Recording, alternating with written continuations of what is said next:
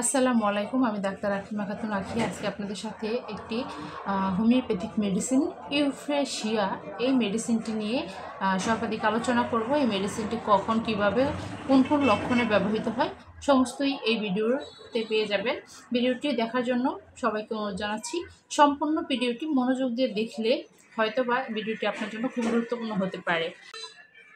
Homeopathic একটি medicine euphrasia, এই মেডিসিনটির কিছু লক্ষণ এখন আপনাদের সামনে তুলে ধরব, যে লক্ষণগুলো প্রায় প্রত্যেকেই একবার হলেও ফেস করে থাকেন বা ফেস করবেন।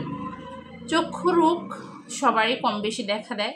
চোখের নানাবিধ সমস্যা ছোট থেকে বড় যে কোনো বয়সের মানুষ এই মেডিসিনটি ব্যবহার করতে পারবে।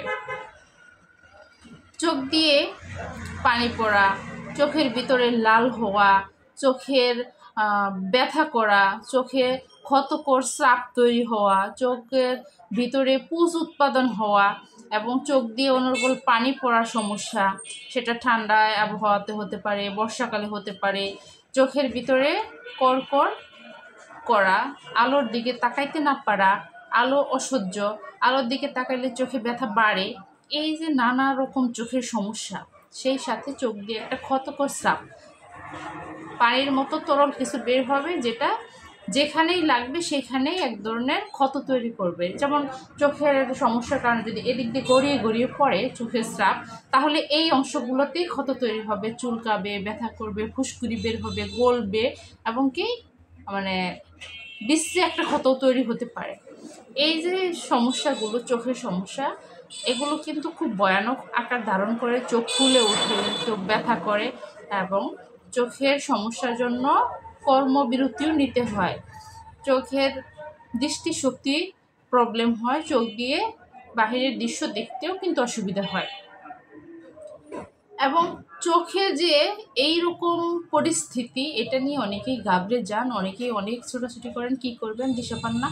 বিশেষ করে চোখ ওঠার রোগটা কিন্তু অনেক মানুষেরই হয়, হ্যাঁ, ছোট বড় যে কোনো বয়সে একবার হলেও নাকি উপস্থিত হয়, এটা কিন্তু প্রচলিত একটা কথা। কিন্তু এই চোখের রোগটি কিন্তু হরহামেশে যে কোনো মানুষের যে কোনো সময় হতে পারে। তো এই সমস্যাগুলোর জন্য হোমিওপ্যাথিক ট্রিটমেন্ট নিলে অবশ্যই আপনারা দ্রুত গতিতে এই সমস্যা থেকে বের হয়ে আসতে পারবেন এবং চোখে যে যাবতীয় সমস্যাগুলো এতক্ষণ আপনাদের সামনে তুলে ধরেছি, এই সমস্যাগুলো থেকে মুক্তি পেয়ে যাবেন। আমি প্রথমেই মেডিসিনটির নাম বলেছি, আমি আবারও রিপিট করতেছি, হোমিওপ্যাথিক একটি মেডিসিন ইউফ্রেশিয়া। এটা কিন্তু ড্রপ আকারেও পাওয়া যায়, পাওয়ার পটেন্সিতেও পাওয়া যায়। যে কোনো সময় যে কোনো হোমিওপ্যাথিক ফার্মেসি থেকে প্রয়োজন অনুপাতে আপনারা যে কোনো ভাবে এই মেডিসিনটি সংগ্রহ করতে পারবেন। যদি ড্রপ আকারে সংগ্রহ করেন, ড্রপ ইউজ করলেও এই সমস্যাগুলো কেটে যাবে।